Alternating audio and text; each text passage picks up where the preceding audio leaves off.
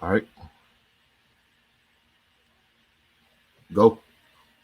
Good evening, everyone. Today is Saturday, May 8th, 2021.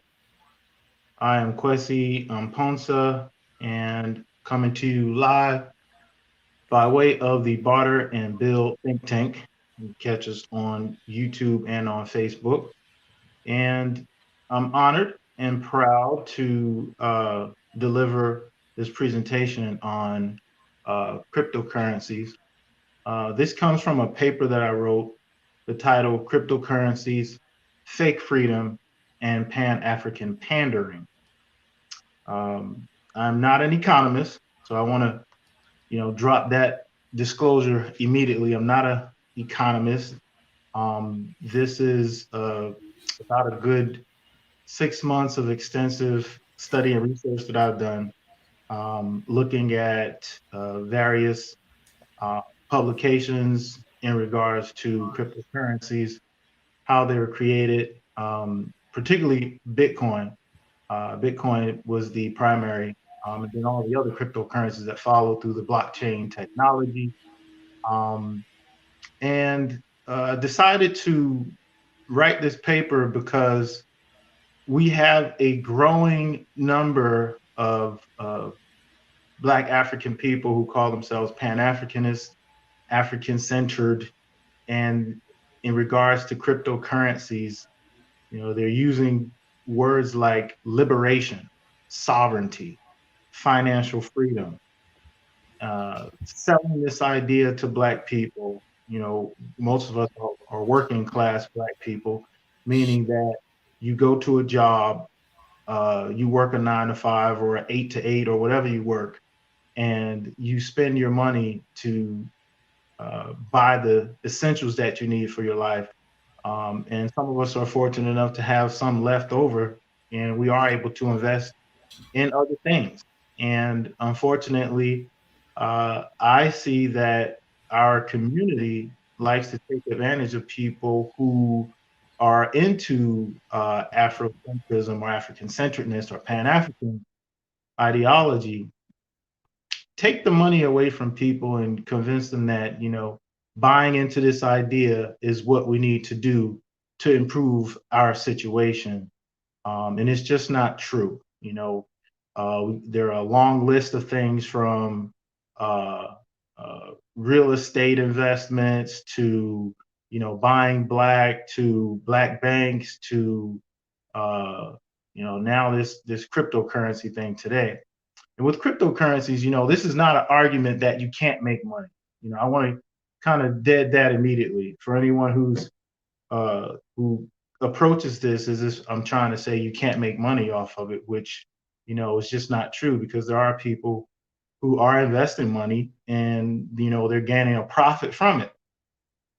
But does that profit benefit the collective, or is it just something that benefits that person in their circle? And can you buy your way into freedom? Can you buy liberation? Can you buy sovereignty? Absolutely not. And you definitely can't do it with cryptocurrency. So my brother Asafo is in the background. He's going to go through some slides with us. Go to the next slide, Asafo.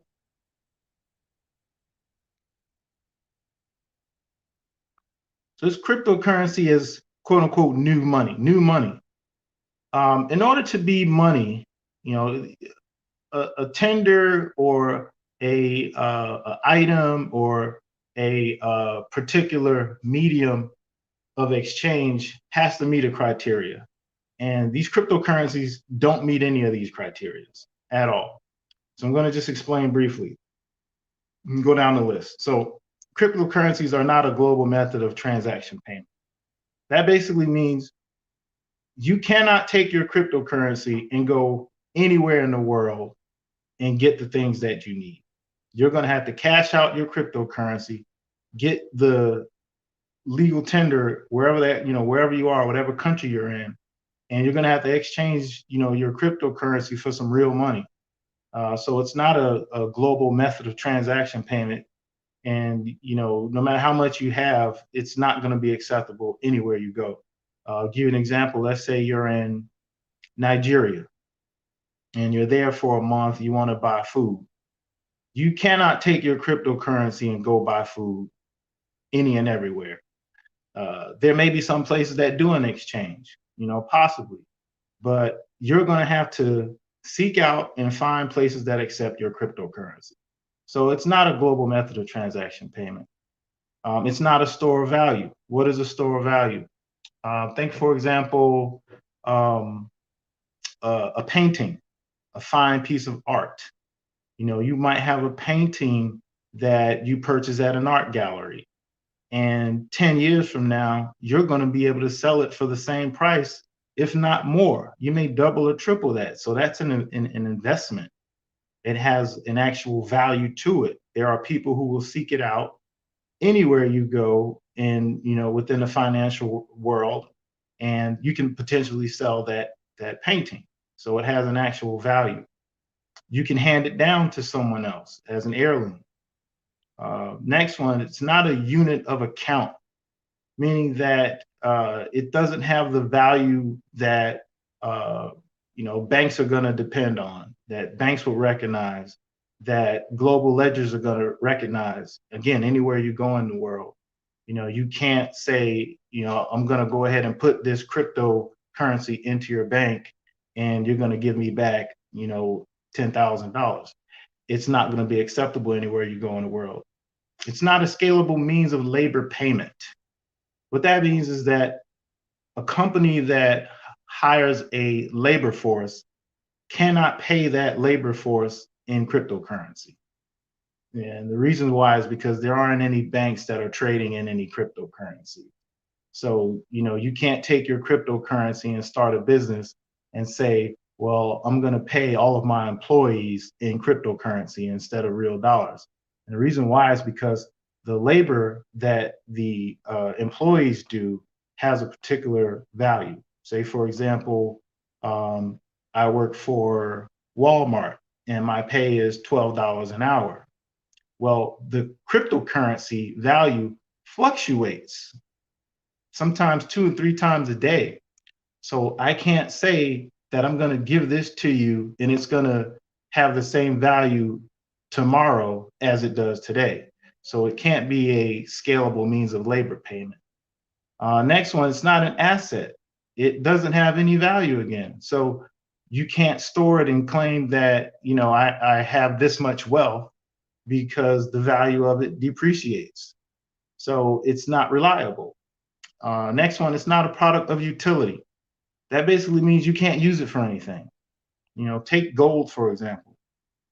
No matter how gold is valued, gold has a use outside of payment and storing of value. You can take a gold brick and melt it down and make, a bracelet or a watch or a necklace out of it. So even if it becomes totally worthless on the exchange market, you can at least still use it for electronics. You can use it for a multitude of different things like jewelry, like I mentioned. So it has a utility. Cryptocurrencies have no utility. You can't take your Bitcoin and turn it into a piece of jewelry. You can't take your Bitcoin and, melt it down and use it as a conduit of energy. So it has no utility. Next one, it's not a method of income.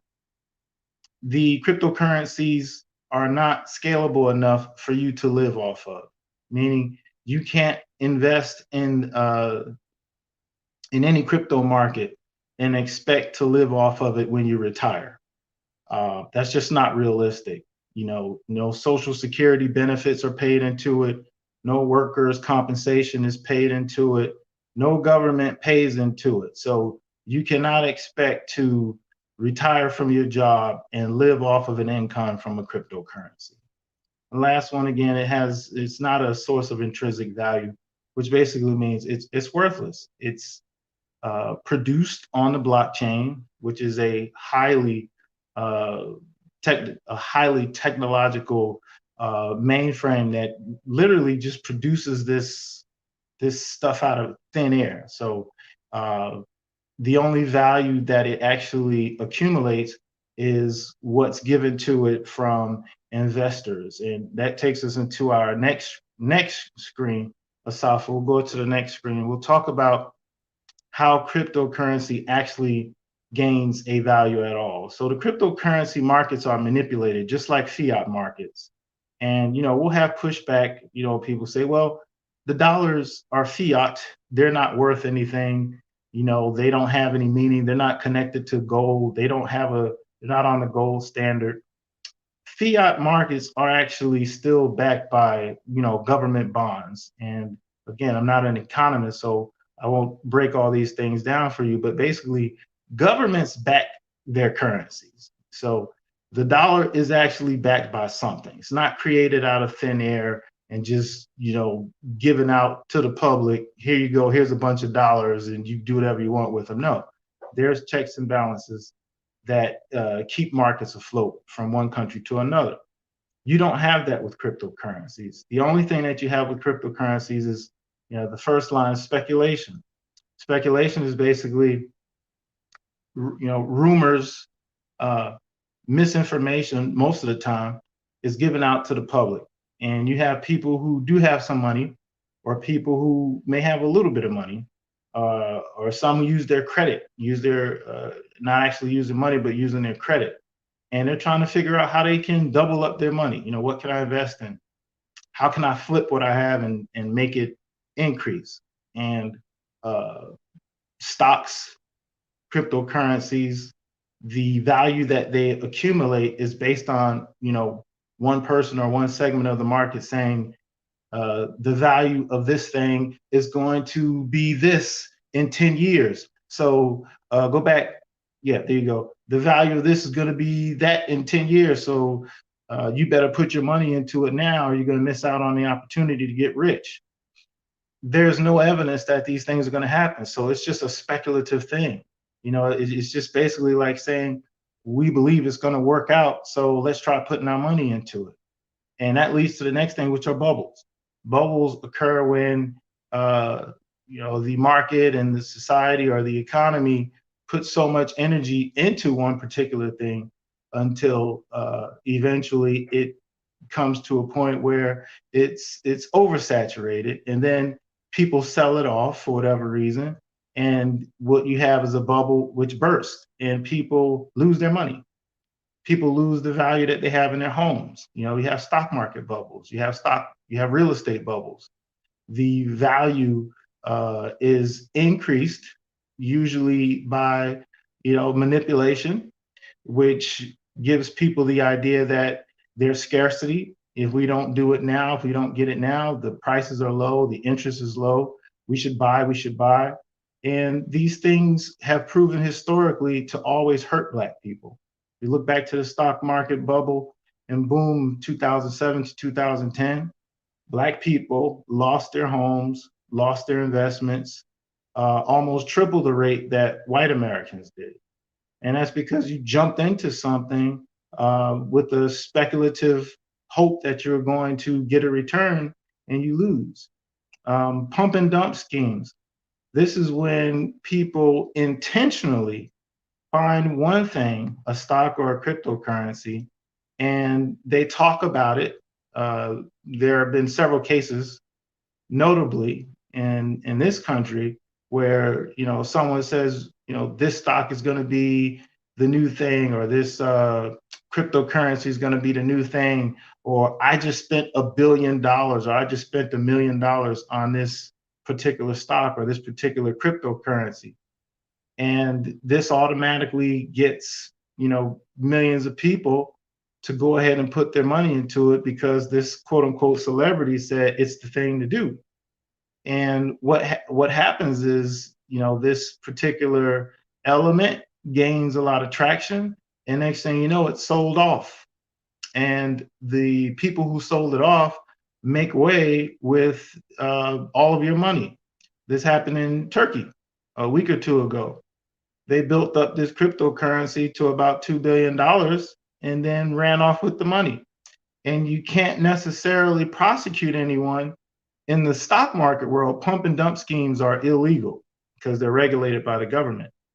With the crypto markets, they're not regulated by the government. They're not regulated by anyone. So pump and dump schemes happen literally every single day. and people go broke. And there's no accountability. There are no checks and balances. So, you lose out. How does this happen? We'll go to the next screen, Asafo, and we'll talk about how this happens.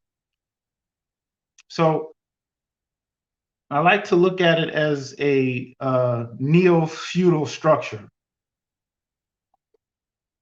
Excuse me. European feudalism prior to capitalism. You had in Europe, primarily, look at European feudalism, a pyramid structure where kings rule the land. And underneath the kings, you had nobles, knights, and peasants. Sorry. So if you look at that pyramid, you see that, it's the very smallest portion of the pyramid, the very top, followed by the nobles, the knights, and then the overwhelming majority, the peasants at the bottom. I liken this crypto market in this capitalist society today as a form of a neo-feudal structure where particular people are able to get so wealthy. And you particularly see this in these crypto markets.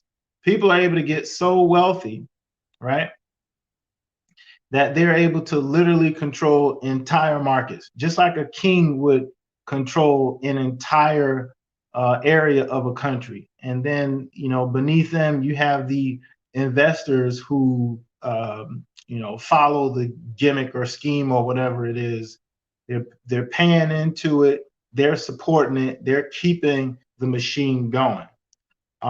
With the cryptocurrency, you have the miners, which are like a security. They would be like the knights in a feudal situation. They are the security, the blockchain administrators, the techno innovators, and supply chains. So literally, the miners, they're called crypto or blockchain miners. These are the ones behind the scene who keep the thing going. They're the cogs inside the machine, keeping it going. They're the ones that make sure that the blockchain, which provides the service pretty much for the cryptocurrency, the miners are the security, they're the police, they're the knights, they're the ones who make sure that these services are tamper-proof. You can't hack into them. They make sure that nobody's double dipping. They make sure that assets go where they're supposed to go, pretty much. And below them are the regular working class people who are unemployed, impoverished, senior citizens, the laborless class of people throughout the world, populations with no access to internet, computers, or a power structure. When I say power structure, I really mean energy. So power should have been energy infrastructure there. So let's say you live in a country like Ghana, West Africa, for example. The power goes off. Anyone who knows about Ghana, you know that the energy grid goes off pretty regularly. You have no computer access, no access to anything unless you have some kind of backup converter or something. So you cannot function in the blockchain world in a country like that where the energy goes off regularly. And then think about other places around the world where they don't have access to energy infrastructure, where they don't have access to computers, they don't have access to internet. So now you're talking about entire populations that will never have access to the blockchain, will never have access to cryptocurrency. So I think it's fair to say that, which is never going to happen, by the way, and people say never strong, but it's very unlikely that crypto markets will dominate global markets. It's very unlikely.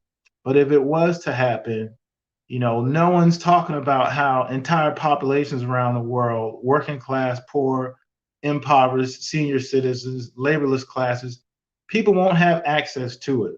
So that just really, validates my whole argument around creating a digital neo-feudal structure where the wealthy are, able to control and manipulate the market from the top down. So we have to really pay attention to what we're doing, the long-term consequences, who's being impacted and affected by it. You talk about liberation and sovereignty and freedom, but you're validating a complete top-down system where the very wealthy are on the top and then the masses on the bottom don't even have access to the wealth acquisition at all. Let's go to the next slide, Asafo. So if you look at this picture, you know, this is a drawing or a painting um, depicting the Titanic. The Titanic, this huge vessel, this ship that, you know, was supposed to be indestructible. You know, that's can be likened to empire, right? It can be likened to the United States as an empire. A lot of people, especially economists, you know, are looking at this great empire as being on the decline. Capitalism on the decline, especially in the United States of America. So the Titanic is sinking.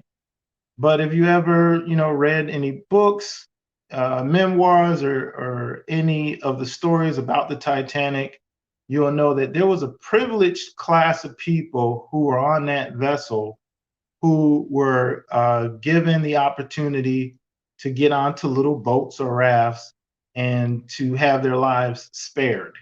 So I liken this whole uh, crypto nonsense as to being pretty similar to the Titanic situation.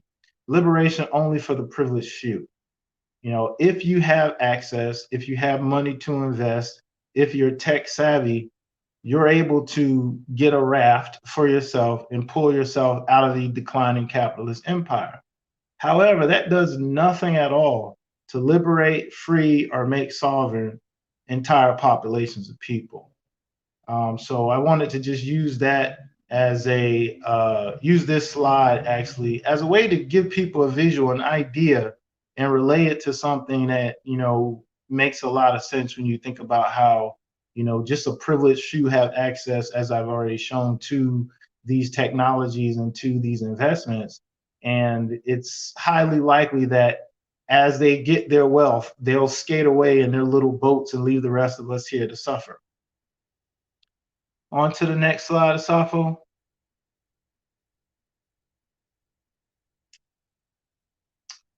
This is a image from George Orwell's book Animal Farm. All animals are equal, but some animals are more equal than others. What I wanted to, you know, use this for was just, again, an image to just give people an idea of, you know, what happens in a capitalist system where, you know, we believe that if we can be more like them, if we can have more money, if we can have more access, then we'll be free, we'll be liberated, we'll be sovereign. But we don't have many, you know, instances in our Black African history that can validate a point like that. You know, this idea that I'm gonna go get the bag, and once I get the bag, I'm gonna come back and help my people. You know, it sounds like a drug dealer. You know, I'm gonna go get this money. I'm gonna go from an ounce to a kilo, and, you know, I'm gonna buy back the block, and I'm gonna feed my family, and I'm gonna get us out the hood. That's nonsense. You know, that you might have a story where, you know, someone was able to achieve some semblance of moving from out of the projects into a nice home somewhere, but they've destroyed the rest of the community. And I'm not saying that cryptocurrency is going to destroy, you know, Black community, but the idea that you can accumulate and accumulate until you're like them, or your opposition or your enemy is no more a threat, it's just ridiculous. It's just total foolishness. I'm going to the next slide, Asafo.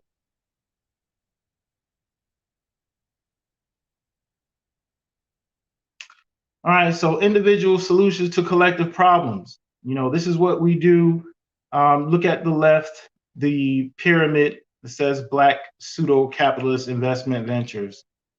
I just like the way that this was defined as pseudo-capitalist, because Black people can't be capitalists. You know, we have no access to control resources. We don't control any large land masses. We don't control any oil fields. We don't control any gold mines. We don't produce energy. We don't own and control the means of production or distribution in any area of society. So pseudo-capitalist is when you invest money that you go to work for or you acquire through credit, and you open a business or you start to sell t-shirts or shea butter, or you begin to do taxes on the weekend outside of your 9 to 5 job. These are black pseudo-capitalist investment ventures. That's what cryptocurrency investing is. It's a way for people to take what they have and try and double it or triple it in hopes that they're going to solve their problems. We have a collective problem. It's not an individual, if you only knew how to invest your money better, you'll be free. If you would just take a little bit out of your paycheck every week and put it into this stock, then you could be financially literate and free. It's just ridiculous. It's foolish. It makes no sense at all. These claims are backed by no evidence. In fact, the evidence to the contrary says that most Black people in America are living paycheck to paycheck and do not have the money to invest in anything outside of groceries and paying their bills. But now the inverted pyramid on the other side, this is what we should be doing. Getting away from these individual solutions. We should be organizing as working Black African people. And I mean, as working, we are a working class people. And what that basically means, Amos Wilson said it best.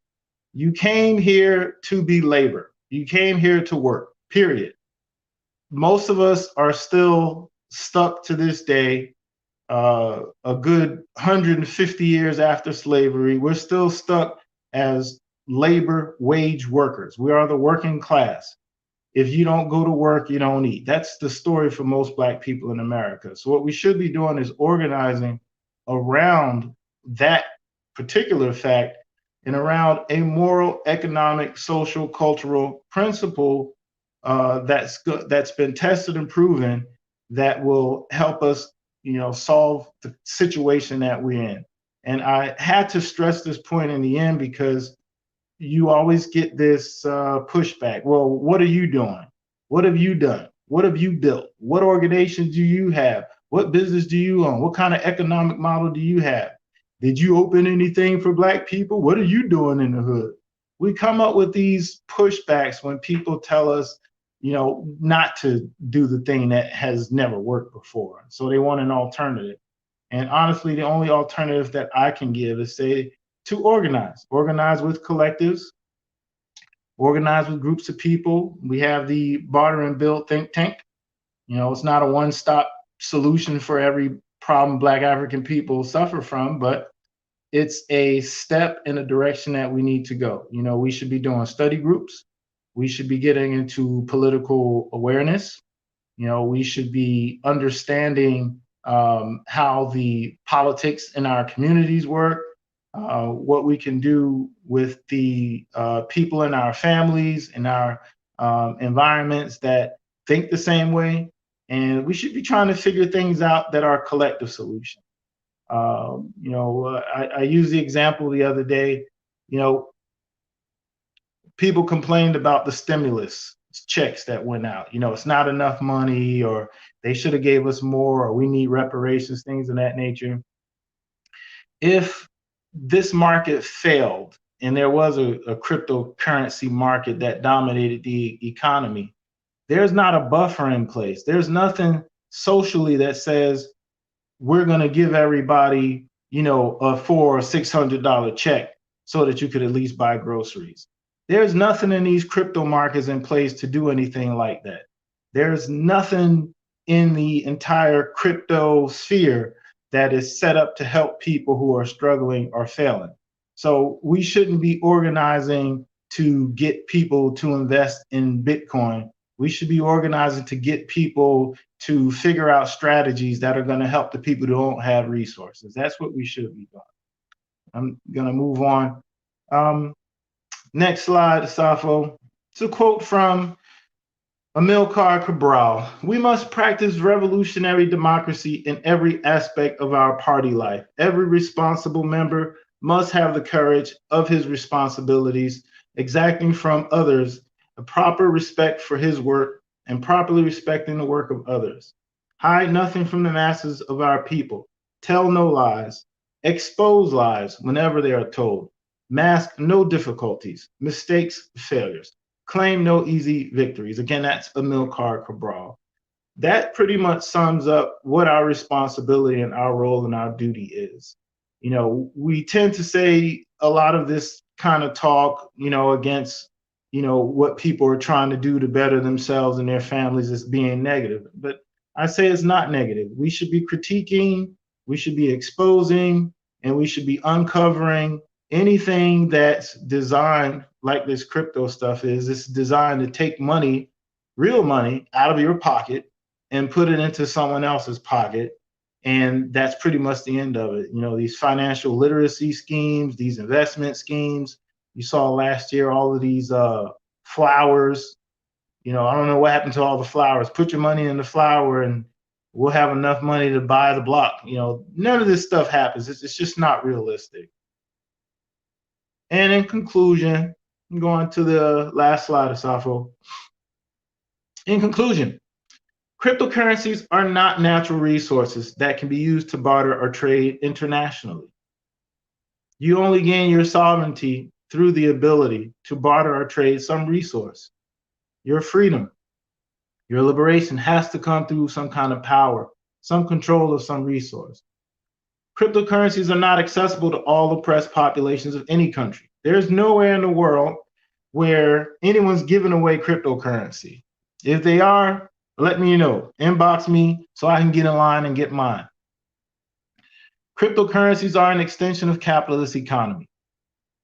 At the very top of that pyramid are wealthy white businessmen, capitalists, like Elon Musk. He put $1 billion into his Bitcoin. All of these cryptocurrencies, every last one of them, you name any one, they're backed by some wealthy white dude. Okay? They are keeping capitalism alive off of your real money. Number 4, cryptocurrencies will not survive against centralized digital currencies. Centralized digital currencies, basically banks of countries, central banks, decide that they want to digitalize their economies. China's on their way there. They're going to produce a digital currency. It's going to dominate their economy. Other countries around the world are doing the same thing. It only makes sense. You know, it just makes sense. All of the major economists that I've looked at throughout the world all say the exact same thing. We have to go to a digital currency. It's just easier than shifting money around. And when every country, central bank, you know, the IMF decide to adopt these strategies, it's going to destroy the underground crypto market. Even if it's 5 years or 10 years from now, these things are going to be shut down. It's just like the prohibition era of the early 1900s in the US. Selling liquor, bootlegging, was very profitable. Several families got rich bootlegging. But when the United States government said, okay, we're going to stop this, we're going to tax it, and you know, you'll be jailed or fined or what have you, it destroyed the entire market. You know, it's just like if you take a drug and you legalize it. Now that just destroyed that underground drug dealer's entire business. And this is what's going to happen with digital currencies. It's going to happen. Lastly, cryptocurrencies are not able to facilitate land expropriation or purchase. You can't go anywhere in the world and claim your sovereignty as a nation, or, you know, build a nation off of some internet money. You know, this is like having some Pac-Man coins. Like it's just worthless. So there's not a country in the world, you know, some people have bought up some articles that have been proven to be false, proven to be false. But there's nowhere in the world you're going to go and establish a government or a territory or any land purchase with cryptocurrency. So freedom, liberation, sovereignty off of cryptocurrency is just not realistic. It's not a reality. That's all I have. That's my time. I apologize if I, offended anyone. This was not the intent to come on here and, cause any debates or arguments. It's just showing our people that we have to come up with real solutions and not these get rich quick schemes. If I made any errors or mistakes, always open to criticism. Please correct me with evidence. So that's all I have. Asafo, thank you for your help. Were there any questions? And we can go to those.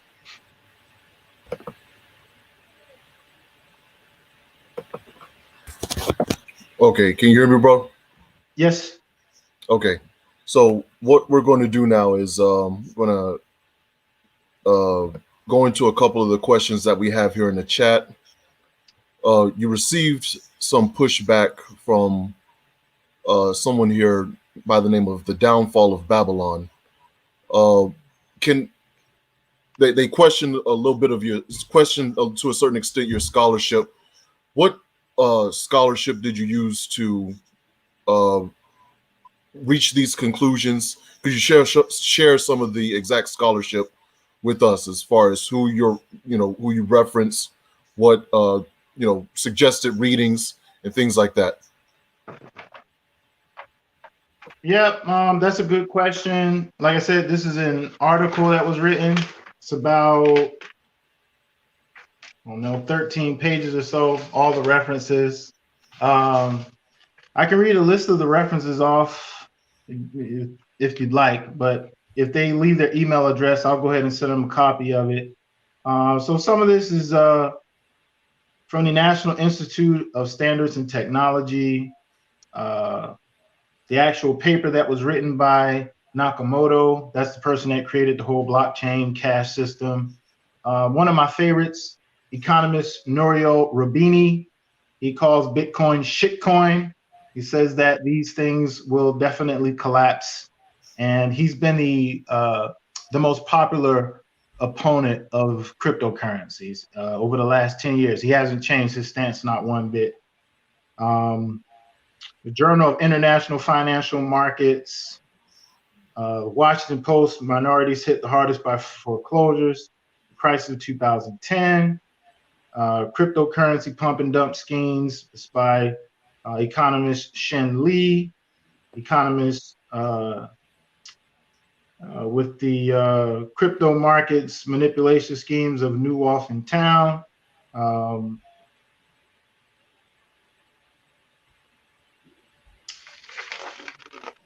You can look at work done by Sandy Darity. Of course, Jared Ball's book, The Myth and Propaganda of Black Buying Power. Yeah, so thank you for sharing some of the research you referred to in the paper, and you're willing to make that paper available to anyone who wants to read it. All you have to do, those of you who are watching, and we'll through Barter and Build, if it's okay with you, brother, we can also try to make that paper perhaps into a small pamphlet that we could distribute as well. Absolutely. If you're willing to do that, yes. But if you want to email the brother and or submit your email in the chat, the brother will be happy to send you the paper that he's referring to. So there's another question here. Pink Magic, they want to know. It says here. Let me put this up. Give me 1 second. So peace and greetings. How did Russell Okung get millions off of changing half his salary to cryptocurrency? And before you answer that, I just want, first of all, I'm not sure who Russell Okung is. I don't know if you, yeah, right. But whenever, it's interesting because whenever you hear the defenders of cryptocurrency, they point to one person. This individual did this and made millions. This person did this. This person did this. But one thing that the defenders of cryptocurrency, I've never really seen, and correct me if I'm wrong, brother, I've never really seen anyone say, yeah, we were able to build our entire community and build a sustainable community off cryptocurrency.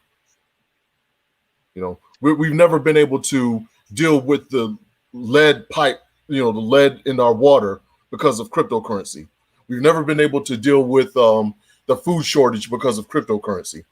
I never really see any sustainable mass positive development or anyone promoting sustainable mass positive development as a result of this emphasis on cryptocurrency.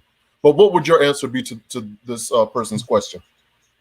Well, you you said it quite eloquently. I would have responded just as you did. I don't know who Russell Okun is. I just Googled him. He's a professional football player. Again, this is someone who had the money to invest in the first place. As you stated, this is one individualist endeavor. He was able to take the money that he had, invest it, and make some more money. And I opened up, maybe this person, Pink Magic, wasn't there when I opened up. I never said that I had a problem with anyone making their money. You make money out of it. There are several people who are making money out of the crypto coin. But the question is, are they a benefit toward Black liberation? Are they using that money to further the cause of African sovereignty? No. If you can provide some evidence to answer some of the questions that Brother Safo just asked, are they helping with infrastructure? Are they bringing, power to neighborhoods and villages and communities that don't have it? Are they able to provide food and housing and education and healthcare through these investments for mass populations of people? That's the question. So my next question, let me see if let me look in the comments here. So someone said great job there. Okay. Enjoyed the lecture. Brother Bond says their response is rooted in an individual standpoint, talking about the people who defend cryptocurrency by saying this person got rich off or this one person, things like that. So let me see here. So yeah. Would it be possible, brother, that you could go a little bit deeper? You mentioned it in your talk, but could you go a little bit deeper in the ties or possible or potential ties that cryptocurrency has with organized crime and white supremacist organizations? Great question. I'm glad you answered that. Not answered, but you asked that question because I did detail it inside the paper. So we have tons of evidence going back the last 10 years. In the United States government, other governments are actually have total legislation in place against the use of cryptocurrencies because of their ability to secretly move money around that's been proven to, not speculated, been proven to support terrorist organizations, drug cartels globally, arms transfer globally, sex traffickers globally, as well as just recently, article came out about how the January 6th white nationalists were funded by a source in Europe through cryptocurrency. So when you're putting your money into these investments or you're working the blockchain, you could very, very well be likely helping to facilitate the transfer of funds on behalf of a white nationalist, a pervert organization, a drug trafficking organization, and even terrorist organizations. And it's all documented. There's no speculation. It's not the white media. It's journalism. It's reports. It's crime and punishment. Yeah, but I really enjoyed the point you were making regarding the Titanic. And I always, whenever I speak with people about this, first of all, based on the economists that I follow and the work that they've done about previous bubbles, I foresee this going down the same direction. And you're going to have a lot of people putting a lot of investment and emphasis into cryptocurrency. and then it collapsed, and it's going to take a lot of people with it. The rich people that whom we're following, the Elon Musks and others, who we like to take our cues from when it comes to investments and financial fads, they're going to have a golden parachute. They're going to be fine. They have a cushion of which to safeguard themselves when digital currency collapses. The rest of us don't. We're going to be in free fall.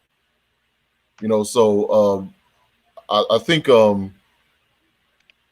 think that we're going to find this to be quite another substantive bubble, and whatever and I also agree with what you said earlier. Whatever we're trying to defend ourselves from or gain from the use or the emphasis on digital currency or cryptocurrency, it's not going to happen. With the fall of this capitalist system, it's not going to give a damn whether we have cryptocurrency or not.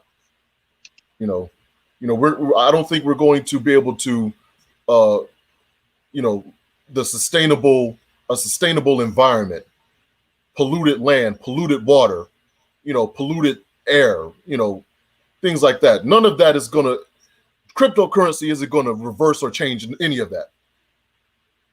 And I think, we need to come to terms with that, rather than looking for the next get rich quick scheme that we could boast and brag about on social media. I think we need to kind of adopt a new humility and say, okay, none of this matters. What matters most is a sustainable earth that we can leave to our children when it's all over. Would you, I'm sure you would agree with that, right? Yeah, no, you're really helping to facilitate. You're bringing up some really good points. And one of those points, ecology, the blockchain technology, which is basically what runs cryptocurrency. I don't have the data in front of me, but it has been proven to be so energy taxing. It takes so much computing energy to run the blockchain that it's adding to the carbon tax on the planet. And you find that one of the most popular hubs for the mining is in China, which already has a substantial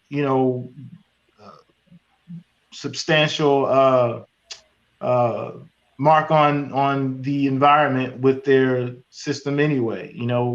Unfortunately, I don't want to bash China. They're taking enough heat as it is already, but I think it was like 60% of the blockchain run is in China. And again, that's because, they have such ease restrictions on their environmental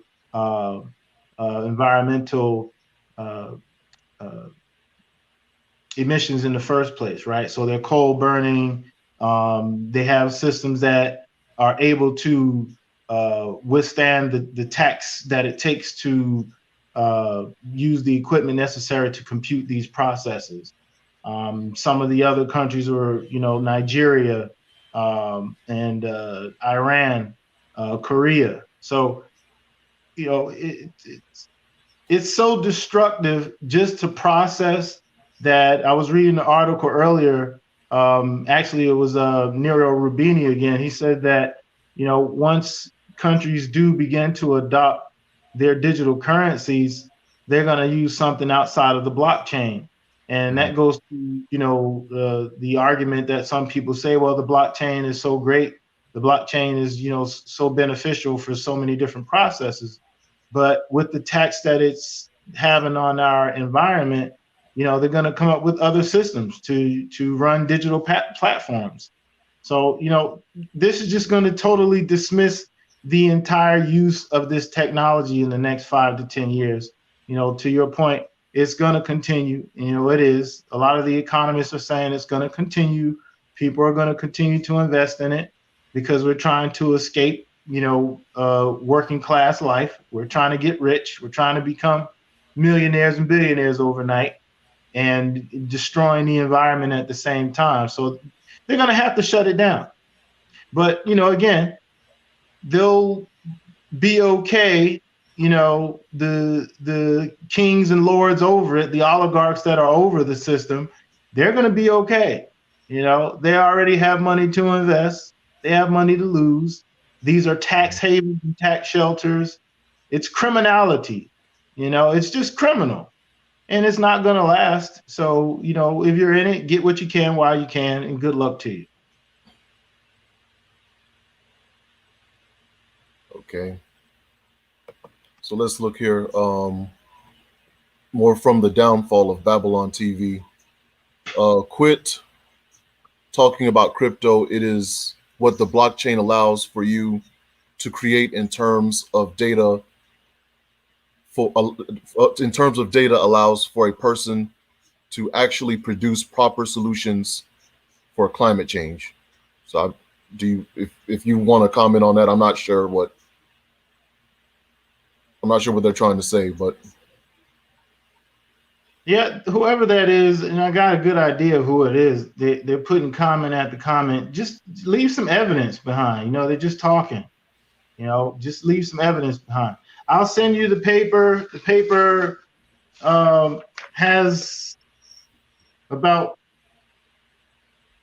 10 or 15 good references. I mean, provide some evidence, you know, to what you're saying. He's saying a lot of stuff, but, you know, it's just, actually, they're retracting a bunch of comments. I'm looking at there. Are you looking at comments in YouTube?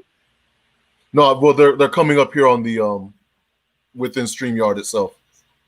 Yeah, this is just, I mean, give some evidence, you know, some evidence to support some of this stuff.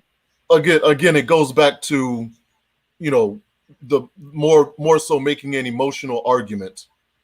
Yeah. You know, it's more of an emotional argument. That's something that they've, you know, not only are people making a financial investment into cryptocurrency, but they're making a psychological investment as well, psychological and emotional investment into cryptocurrency.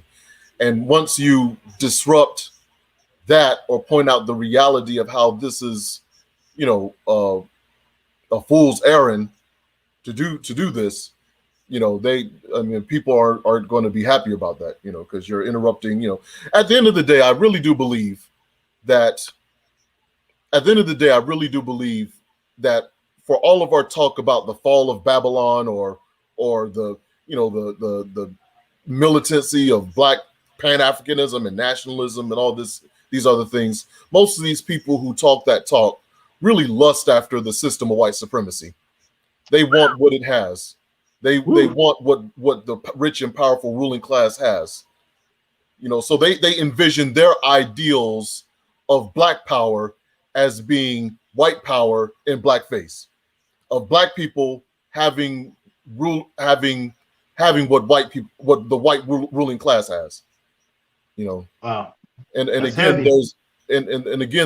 there's an argument to be made that at the end of the day, after it's all said and done, you know, what have we really gained?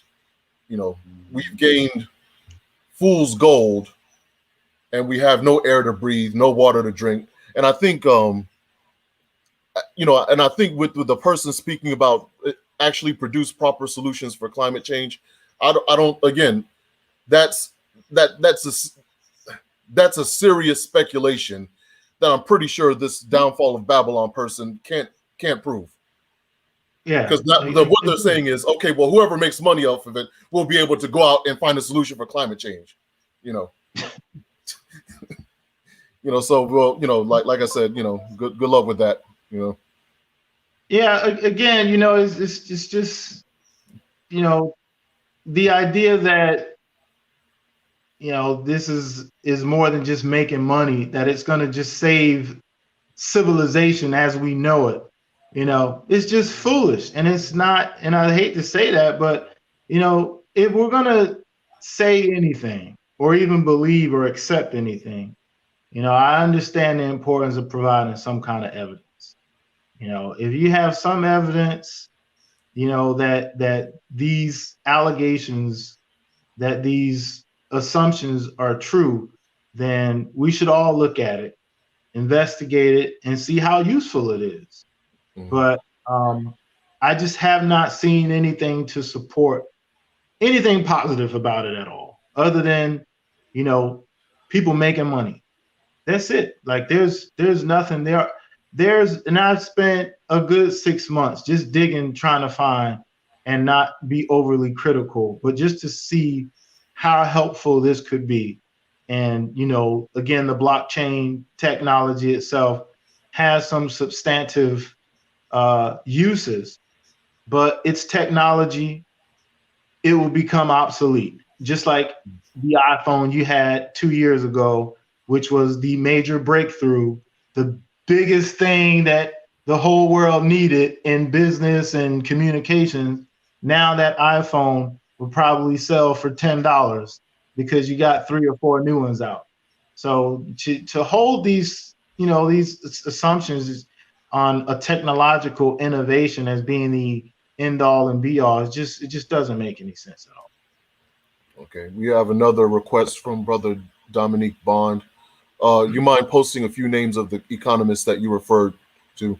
What the fella who referred to Bitcoin as shitcoin? What is his name? Could you tell us his name again? Nouriel Rubini. Nouriel Rubini, and I'll spell it for you.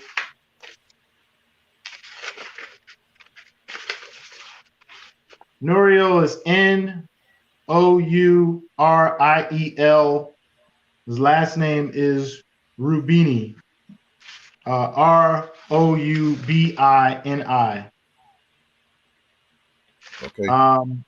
Richard Wolff, which we all know, and Eves, one of my further Eves. Let me get his name.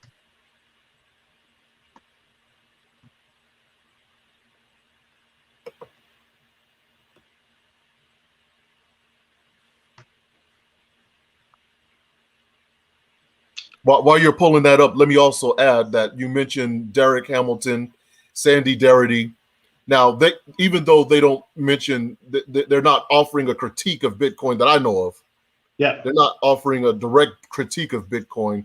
I I have. also noticed that in the plethora, the numerous studies and research papers that they have produced and their team of economists have produced about what Black people should have happening in order to build wealth in the Black community. They've never mentioned Bitcoin, as far as I know, or cryptocurrency. You know, I don't. You know, to be honest, I personally don't know what their views on it are. But they're not offering this as a solution to the lack of or the paucity of Black wealth. Well, you know, that's another good point. And the reason why they're not is because it doesn't have a value. It's not a real asset. You know, we talk in our think tank about, you know, the importance of assets and how, you know, actual wealth means more than the money that you have. You can't really count, you know, your job as being wealth or your income as being wealth, but the actual assets that a person owns, you know, their house, their car, stocks and bonds, those things that are labeled as actual assets contribute to wealth. And cryptocurrencies are not actual verifiable assets. You know, some people will try to bring up the fact that you have, you know, some investment firms that are now beginning to handle cryptocurrencies. Not saying that they're investing in them themselves and that they're selling cryptocurrencies or anything like that. What those investment firms are doing is taking their clients' money, putting it into the cryptocurrencies. They're getting paid. And if there's anything left over, of course, you get what's there, you know, just like investing in anything else. But that doesn't mean that those investment firms are, you know, looking at these as assets that we can shift around and you're going to retire off of. That's just not the case.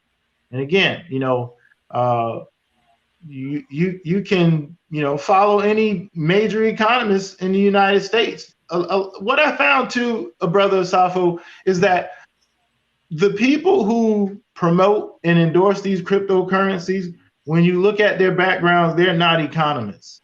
You know, they're not economists. None of them are notable economists. They're investors and they're usually tech geeks. who know how to manipulate these markets. They found a way to gamble with other people's money, and that's what they're doing.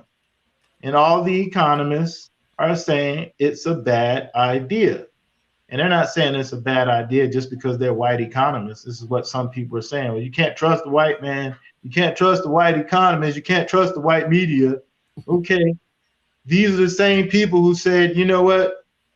American citizens would do good if they had unemployment benefits. You know, these are the same economists that said American citizens would do good if they get a stimulus check, or if we, increase the minimum wage or whatever.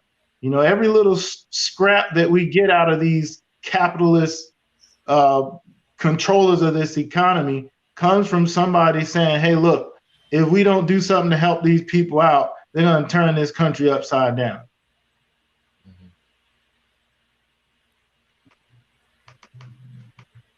So I feel so. It seems like we got a few more minutes here. If there's anyone who wants to ask a question or make a comment, please do so. We're going to be wrapping up here in a few minutes. Can you let people know if they want to reach out to you, how they can reach you?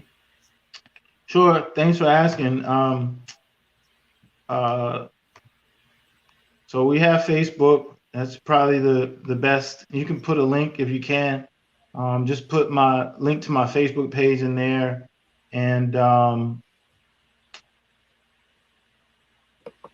my email address, Black Liberation, is BLAK liberation@gmail.com.